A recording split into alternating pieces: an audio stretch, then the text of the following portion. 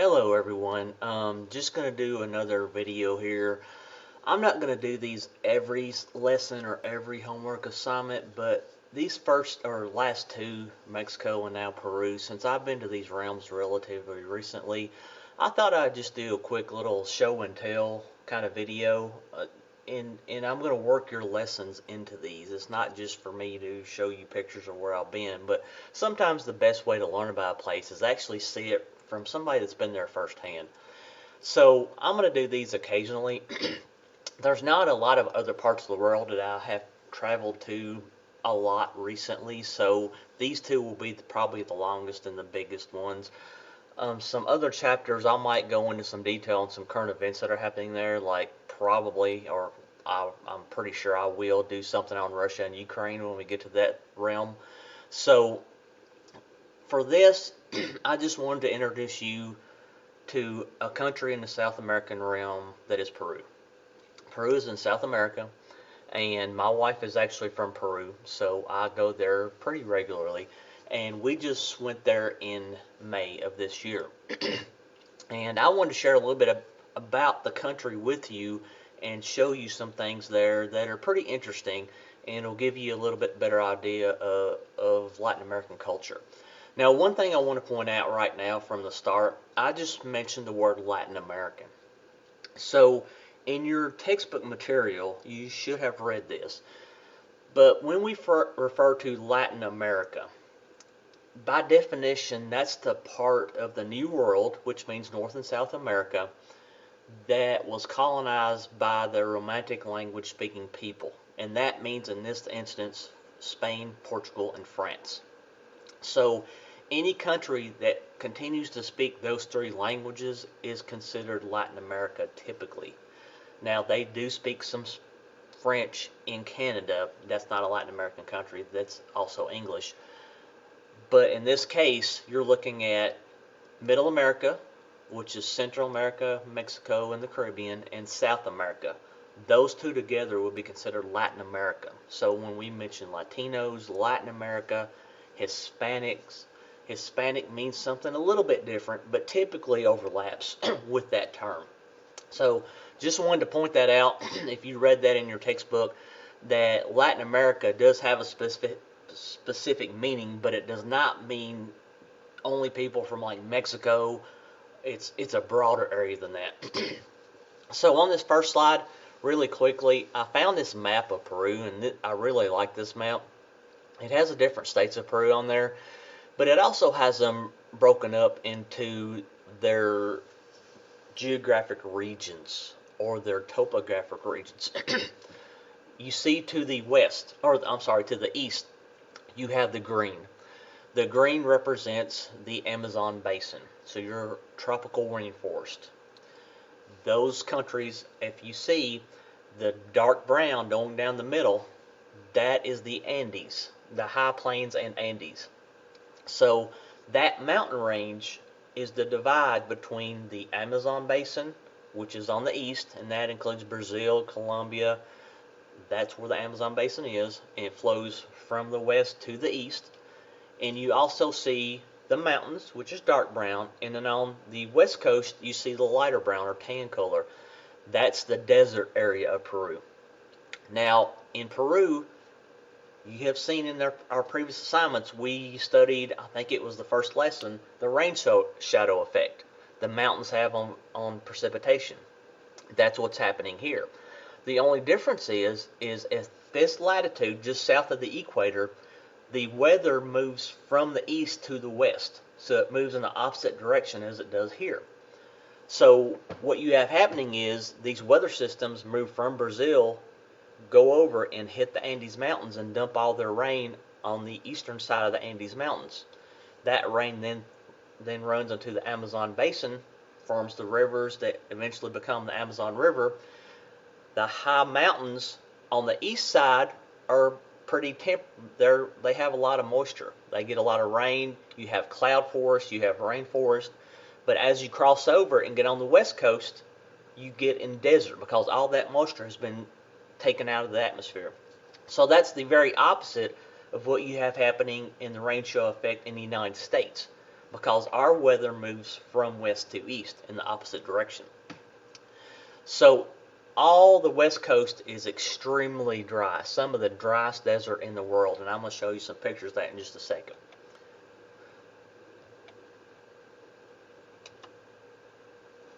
Let me get my slide going here. Okay. So first thing I want to mention is Lima. I took this picture from about the same spot, day and night picture.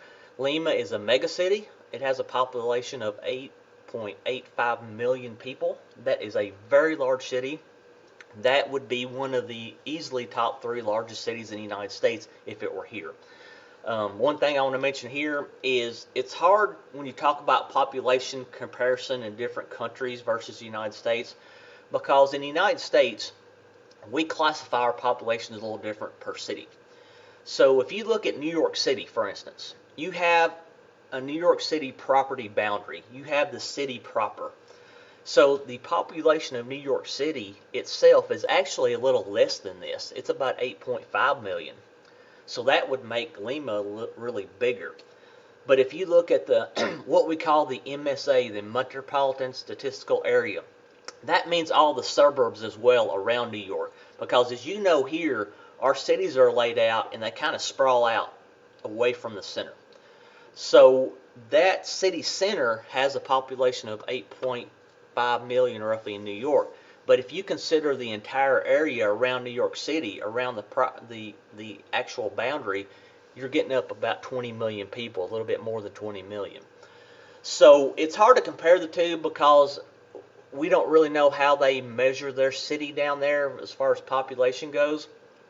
It's probably pretty accurate to say that population of Lima proper is around 8.5 million at least, if not the full 8.85, just because their cities don't really sprawl like ours do. Once you leave the city, you're pretty much in the desert. It's over. It's not like here where you have an interstate and you go out and things get gradually less busy and less busy. It's pretty definite line. So I don't know exactly how they measure that compared to U.S. cities, but this would definitely be in the top 3. Probably just behind New York and Los Angeles as the biggest city in the United States if it were located here. So a very large city. Just a few more pictures. You see the coastline. It has a cliff. It's very rocky there. Typical lighthouse. Got a good shot with the full moon in the background there. Cool thing about this particular spot right here, this is actually a mall on the cliffs. They built it into the cliffside. And as I said, it's a desert, so there's not much rain there. So they can have an outdoor mall. And this mall is just as nice as any mall you find in the United States. This mall is really for the higher end people of Lima, but it's a really neat area to visit. Now, as you leave Lima, and remember that first map I showed you, this is going up into the mountains to the east of Lima. This is very typical of what you're going to see in Peru when you visit anywhere along the coast and up into the mountains. This is the terrain. This is what you're going to see. The Andes are a very tall mountain chain. And occasionally you'll see a small valley like this. The roads go up the valleys, and you see on the left-hand side in the center picture both, you see there's a small stream, small river running down this valley. At the very high altitudes, all the way up the top of these mountains, there is snow and ice. It's that high of an altitude, even though we're that close to the equator, that in the summer the snow and ice melts and it creates these streams and rivers. So you can see it's kind of odd because 30 feet up from the water, it's green, just like you would see anywhere else that has a river. But there's a line, and above that it's just sand and rock, straight desert. So it's a very kind of unique environment that you see there when you're traveling in the countryside. The far right, we encountered this spot. This is a trout hatchery for the people in the mountains. This is where they get their fish that they eat. They actually have little farms. They raise these fish in the farms. So they have big tanks there. You can see there's a waterfall coming off the top of the mountain. They use that water to cycle through the tanks, and they grow their fish there basically. And we stopped. You can buy fish there to eat, or they sell them to stores. That little bridge that my wife is staying on there, I don't think it would be OSHA compliant here. It's pretty hairy to go across that, but pretty neat little experience that we saw there. And what we're doing here is we're going up into the mountains to visit my wife's home village. And her home village is called Pasic, Peru. It's at the elevation of about 10,000 feet. So we're getting up there in the mountains now. This is pretty high altitude. And you can see how the terrain is, the picture on the left. That's actually a neighboring village in the distance there on top of that small mountain. Even though you can see it, the distances there are deceiving. That's probably 10 miles away. So that's up in the mountains. It's a very different dynamic. When you look at something up the mountain, it doesn't look that far away, but when you start to go there, it's a pretty good distance. The picture on the right, again, this is a tiny village, and this is all of it right here. And you can see the structure of the village. If they find kind of a flat spot on the side of the mountain, they will build a village there. And that's what this is. You can see how it sits up there. You see the fence over in the background over here. On the other side of that fence, it drops about 800 to 1,000 feet straight down. There's not a lot of room for error up here doing things. You can see these little corrals. They use these sometimes to farm in. In this case, they have their animals. This is actually their soccer field, believe it or not. I've seen them play soccer on this field before. So just a different world up there. This is some of the architecture. This is what it looks like walking down the street there. You see the home on the right. Typical, just little. They make their own block up there, and they use a mortar and block. And they have their little kitchen. There's a little hole in the ceiling for the smoke, and there's also an open window. That's their kitchen right there. They cook with a wood-fired stove, and that's how they live. They're pretty independent up there. There are no gas stations, there are no stores, anything like that. So one thing that I paid attention to when I was there was the difference in agriculture. Just a couple of quick shots here. You can see they really live in a different world with regards to how they move their produce and how they farm. This was taken, the picture on the top left was taken going up a river valley. You can see on the left, you see quite a bit of greenery over here. That's because there's a river here and they're irrigating these fields. You see in the background, the hills in the background, just sand and rock. That's it. So this plant was some kind of plant. I don't know what they use it for specifically. I have my guess that it's probably feed for their cattle. It looks like a corn type plant, but it's not corn, and it grew to be about 20 feet tall.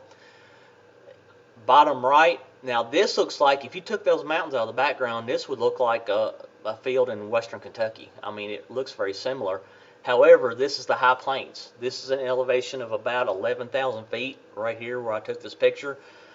They grow an entirely different kind of crop than they grow in the bottoms here. Along the rivers where they irrigate, the temperature is more temperate. It stays more the same all the time. They can grow fruits, vegetables.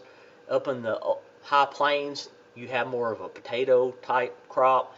And you can kind of look at that when you study your altitudinal zonation that we covered in lesson 2. It applies here as well. So you can look at that difference in elevation determines the different things that they grow. If you've watched any of my other videos, you know I'm an avid whitewater person, so I couldn't go anywhere without hitting a river somewhere. This is another one of those rivers, just a little bigger than the first one. We went here and I did some kayaking and rafting with some people.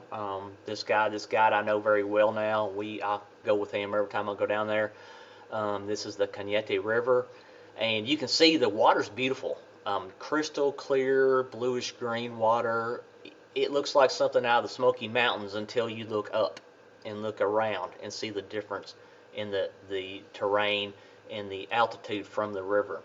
One thing I wanted to put out on this slide, you see a line going across this mountain face. Now, it's not very obvious, but if you just kind of sit back and look at it, you can see it cutting across the whole mountain face. Now, straight lines are something that happen in geology, but this instance, it's too long and it's too perfect. This is a straight line made by humans. And what this is, in every valley like this, you will see a trail that's been constructed across these hills and these mountains. These are Inca roads. These were built originally by the Inca several hundred years ago, probably up to a couple thousand years ago maybe, depending on what culture it was. And They built these roads from the high mountains all the way to the coast, and you see these on every major valley that you travel up there, still intact. Cusco, we traveled to Cusco. This is the biggest city at this type of elevation. It's 11,100 feet in elevation. It has about 500,000 people that live there. And this is kind of the gateway to Machu Picchu.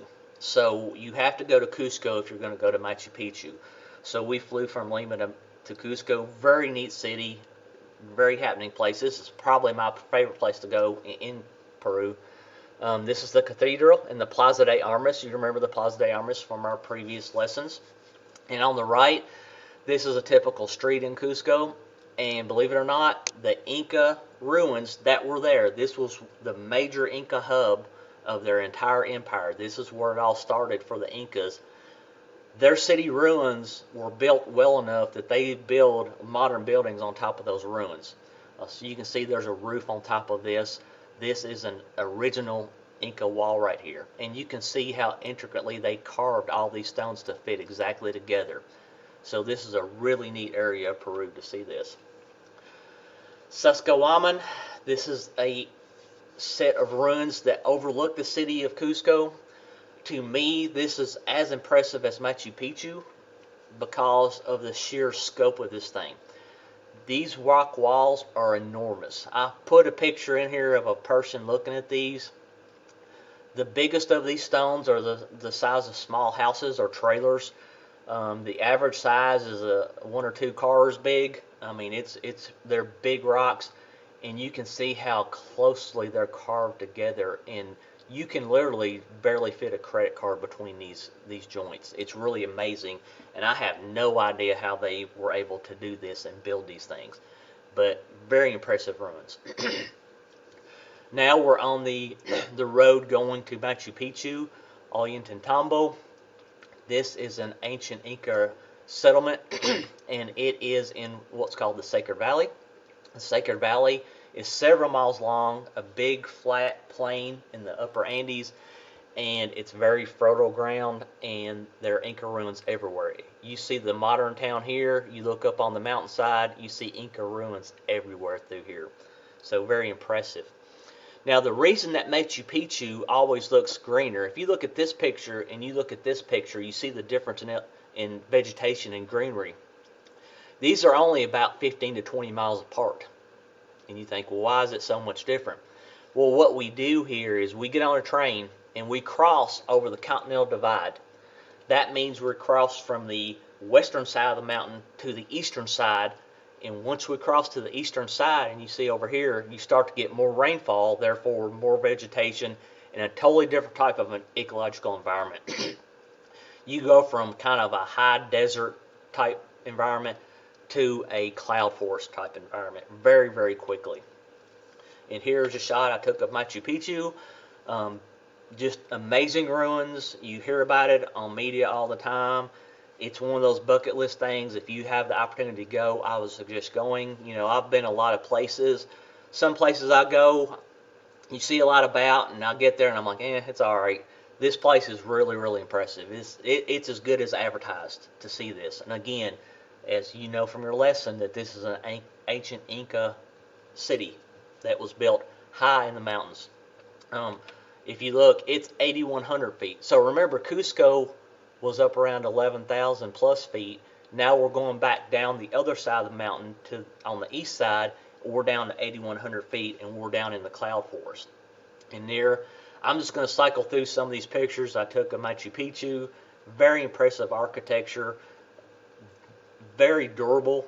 It's stayed for eons. I mean, it's very, very durable up in the mountains. They built it with earthquakes and things in mind. They had them all the time. This is a very, very earthquake-rich zone. This is a picture from high up. It's called Huayna Picchu. It's the mountain that you see in the background in a lot of the pictures of Machu Picchu. We hiked up to the top of that. So this is a shot from above Machu Picchu. And I took a picture here on the walls up here. They built walls all the way up this small, very steep mountain. And you can see how intact these walls still are up there this high. And again, back to Machu Picchu. This was Huayna Picchu that I just mentioned that we hiked up. Over here, this is a good shot of their agricultural beds. These are just beds that they had their gardens in, that they grew their food.